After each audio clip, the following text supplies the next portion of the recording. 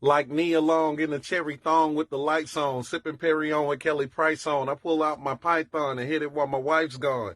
Man, that's one of the hardest verses ever. Horse, he did that. And he might have a point. Nia Long might be the finest actress to ever live. Nia Long is so fine that her presence in a movie gives the writer and the director the ability to suspend reality just to make the movie. That's how fine she is. Let me give you an example. All right. Boys in the Hood, right? She played Trey's girlfriend. Trey was a victim of police brutality. He was so hurt, he couldn't even put his words together and was fighting the air and was like, the world needs to change. She gave him some pussy, and this nigga didn't care nothing about police brutality again for the rest of the movie. Didn't even bring it up. That's how good Nia Long looked. In the movie Friday, Craig admitted that Debo choked him in Smokey's backyard. Everybody's scared of him. He's out here robbing people with no weapon. This dude beat up Felicia, and nobody said nothing. Nobody said a word. This dude is tormenting the entire neighborhood. He hit Nia Long, and all of a sudden, Craig had the confidence of 13 men and fought this nigga and beat him. That's how fine Nia Long is. In the movie Love Jones, Lorenz Tate meets Nia Long and then immediately changes the words to his poem or the name of his poem to her name just to try to impress her, and then she curved him. Then he sees her at a record store, and she curves him again. She's so fine, this nigga stole her address off the check she paid for a CD for, went out and bought the CD himself, and brought it to her house. That is the creepiest, craziest thing a man could do. A man stole your address off of your check and popped up at your house. And we watched this movie like, yeah, that makes sense. I can see why he did that.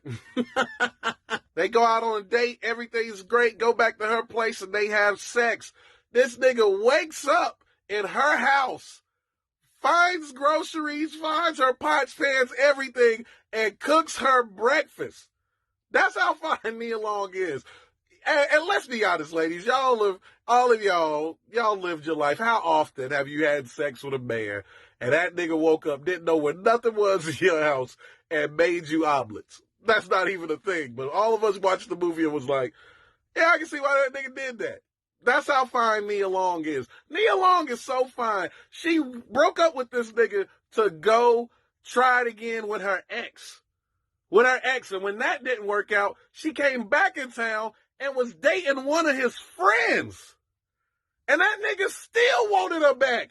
I don't know about y'all, but you can't leave me to go see if things can work out with your ex and then come back in town and date my homeboy and I still want you. But all of us watched that movie and was like, but it's Nia Long, though.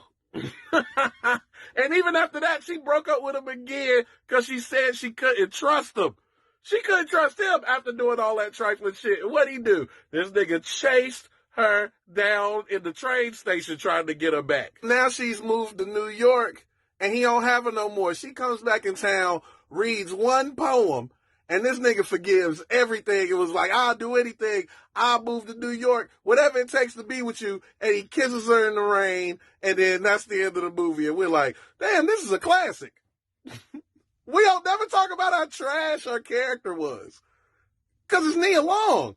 She that fucking fine. And Nia Long is so fine that Harper had the opportunity to hit it in college and it fell apart. And he never forgot it. So much, in fact, that years later, this dude has a live-in girlfriend, a woman he loves to death. And his best friend is getting married. And what he does?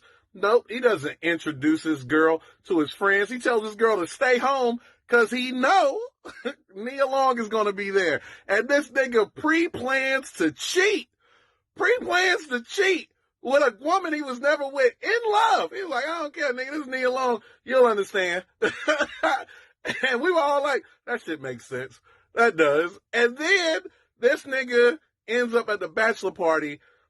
Morris Chestnut finds out that he slept with his wife-to-be years ago, beats him within an inch of his life, holds him off a balcony about to throw him from a building.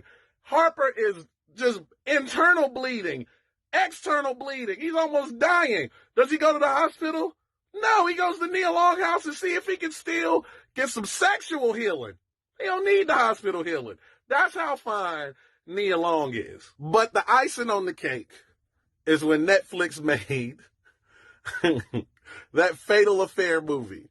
In the Fatal Affair movie, Omar Epps almost has sex with Nia Long. Nia Long is like, no, that's wrong. I'm a married woman, whatever. She cuts him off. This nigga's so mad that he didn't get the hit that he tries to murder her entire family and her friend. And everybody is like, I know when they pitched that movie, there was like a dude, so he couldn't hit. He had the opportunity to hit it. She ain't let him hit, and then she cut him off, and now he murders the entire family. Come on, man. This is unrealistic. Who you got to play the lead? Nia Long? Yeah, we can make this movie. That shit makes sense. You name me a actress with a better resume than that, and then I'll maybe listen to somebody finer than her. But the proof is right there. This is the finest woman to ever be on screen. Has to be. Because the movies don't even make sense. And just because she's in it, it makes sense to us.